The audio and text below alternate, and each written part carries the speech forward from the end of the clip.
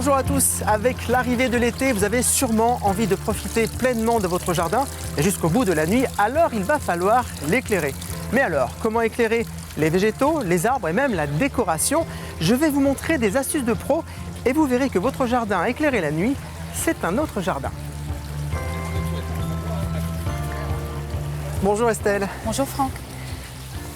Alors, vous représentez une grande marque de solutions d'éclairage partenaire de cette manifestation. Alors, on le sait tous, le jardin est une pièce à vivre. Et est-ce que éclairer son jardin, c'est un petit peu avoir deux jardins pour le prix d'un?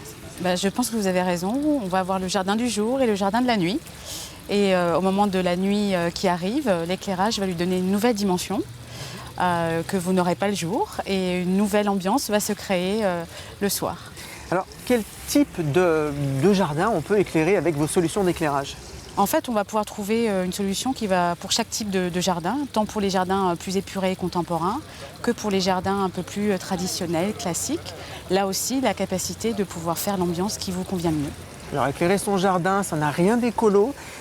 Quelle solution justement vous proposez face à ce problème? Des solutions toutes simples, des sources d'énergie à économie d'énergie.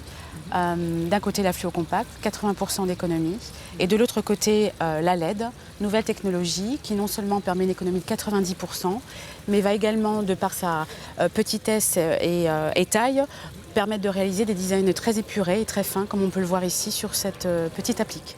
Merci Estelle pour cet éclairage. Merci Franck. Pour les bassins, il y a bien sûr les spots étanches. Et là, la petite note déco, c'est ce photophore flottant et l'effet brouillard qui donne à ce bassin une allure d'un lac au petit matin.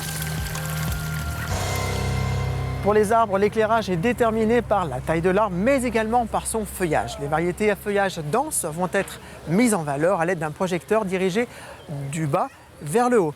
Pour les variétés à feuillage moins dense, comme un érable ou comme par exemple ici avec le tronc de ces buis, on disposera très près du tronc un éclairage dirigé vers le haut pour dégager la silhouette.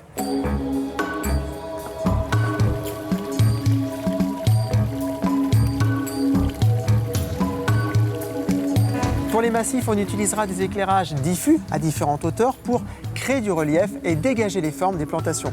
Et on retiendra cette idée géniale où l'on joue avec les ombres portées des végétaux.